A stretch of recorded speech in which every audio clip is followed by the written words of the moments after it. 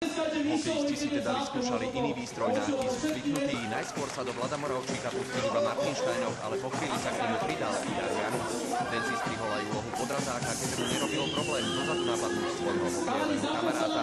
No a v niektorých momentoch vyzeral tento trojkový súboj aj dosť podozrivo, ale nakoniec mal všetko, čo mal mať vrátane KO. Na to, že to bola pre hokejistov Bringu premiéra, to nebolo vôbec zlé. Super, musím ich pochváliť. Ja som ešte nikdy ani rukavice nemal na sebe, čiže to bolo pre mňa prvýkrát a prekvapil ma, aký bol strašne rýchly.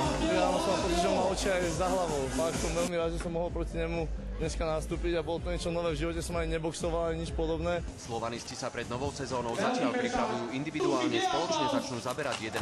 júla, no a brankár Jaro Janus sa presvedčil, že reflexy by si mohol potrénovať aj v ringu. Je to dobré na reakciu, tieto pohyby také boxovacie, ale ja musím viac do strán a trošku iné s vami zapájať.